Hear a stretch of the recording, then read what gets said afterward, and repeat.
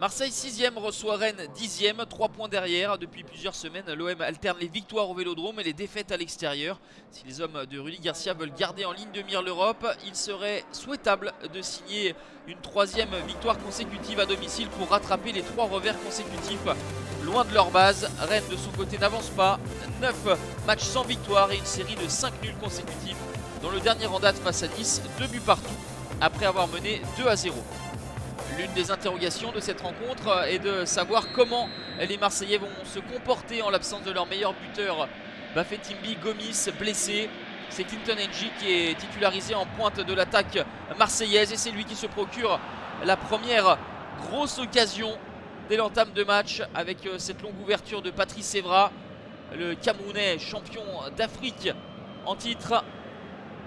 Manque de précision dans son dernier geste pour tromper Benoît Costil sous les yeux de l'absent donc Bafétimbi Gomis.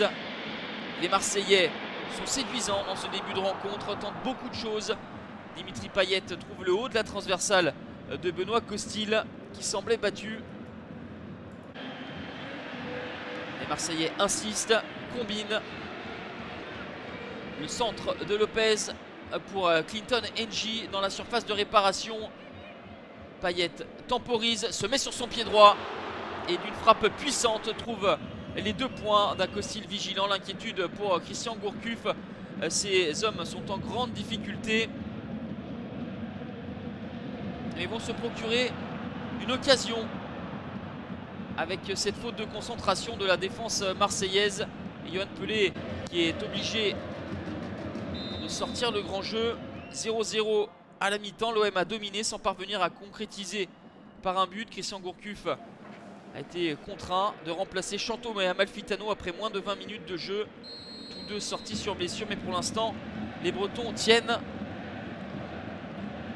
Mais vont céder à la 59e minute. Le but de Clinton N'Jie, sa 4e réalisation. Il profite de ce ballon mal renvoyé par Gnagnon pour ouvrir le score à la plus grande satisfaction du public du Vélodrome venu en masse et de Franck Macourt, le président en tribune. Le spectacle est encore au rendez-vous 5 minutes plus tard avec ce rush de Sanson, la talonnade pour Florian Thauvin qui de son délicieux pied gauche vient tromper Benoît Costil. 7e réalisation pour Florian Thauvin et 8e passe décisive pour Morgan Sanson. 2-0 score final. L'OM, encore impérial à domicile, s'impose logiquement au Vélodrome où il recevra le PSG le week-end prochain.